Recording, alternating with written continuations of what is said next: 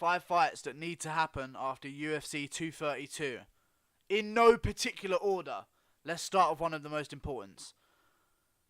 John Jones just needs to shut the fuck up and sit on the side for a bit. Let DC have his payday. I want John Jones versus DC at heavyweight. That's what I want. He's saying all this about come get your belt back. I don't know why he's avoiding heavyweight for some reason. Because in his post-fight speech, Joe Rogan mentioned, you were talking about some people thought you might move to heavyweight to fight DC. And he just basically said, no, I want DC at light heavyweight. Come get your belt back. He has no interest of being double champ, which I find is just crazy because I reckon he could beat DC at heavyweight. He's a fucking huge guy for light heavyweight. Yeah. Him versus DC 2, but it'll actually be 3, obviously, because one of the fights was no contest due to them drugs, again, found in John Jones' system. That was weird. Won't talk about that, though. It's just DC versus Jones 2, the rematch at heavyweight. And who knows who's going to win that fight. I've got Jones. I think Jones is just DC's kryptonite, to be honest with you. DC, I think it's not just a competition to see who's the best when DC's fighting Jones. It's more personal for DC. And I think that's kind of a downside for him.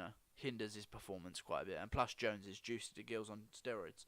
So that's an aspect you need to think about. Moving on to the co-main. Nunes just knocked out Cyborg. Here's what you need to do, okay? Here's what you need to do. I'm so high right now. Nunes needs to go back to 135. Give the 145-pound division some time to mature. Go back down to 135. There's no rush to defend the 45 belt.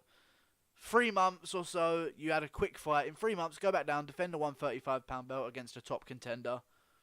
I don't know who that's going to be. But let's just wait on the 145-pound division and let it just build some names for a bit. Because there's literally no one there. Let Kat Zingano... I wouldn't even mind seeing a Kat Zingano versus Megan Anderson rematch. Kat Zingano's eye seems okay. She said it's okay. There was nothing wrong with it. But, yeah. I want to see that rematch. And I want to see Cyborg fight another 45er. I want to see Cyborg fight Randomir at 145. But Nunes, I don't mind. She can defend 135 in the meantime. I just think the 145 division for women needs some time. Fight number 3 is the winner of Carlos Condit versus Michael Chiesa, which was Michael Chiesa. I'm going to go through both of these guys. Michael Chiesa should fight Darren Till next. Someone needs to call Darren Till's name and fight him because he's sitting there, top of the division, big name, waiting for a fight to happen. No one's really... Like Ben Askren's, everything at the top's tied up. So one of these guys just outside the top needs to challenge a guy in the top who hasn't got a fight yet, which is Darren Till or Stephen Thompson. I don't mind which one you want to go for, but if you want to fight above you, Michael Chiesa, you want to fight one of those 2 names. Next up, Carlos Condit. Who does he fight? Mike Perry. You want to value another big name guy. It'll be good for Mike Perry. It'll be good for the UFC if Mike Perry beats him, because it will have the Donald Cerrone effect. You get past this guy, you get a bit of fan favoritism. And Mike Perry's already a big name, so that could headline a fight night. Or co-main event a fight night. I would like to watch that. Mike Perry versus Carlos Condit. Give Carlos some time, though. His arm just got wrenched the fuck out of his socket, so, we're in no rush. One more fight to make at UFC 232 that I care about. Volkanovski versus Brian Ortega or Frankie Edgar. Either of those fights works for me. Volkanovski, we need to see him against... Excuse me. We need to see him against... I don't even know what that was.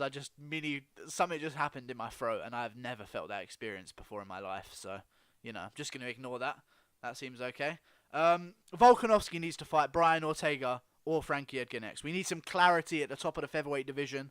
We need to be challenging these new guys. We've already got Zabit versus Jeremy Stevens. Who the fuck is that guy?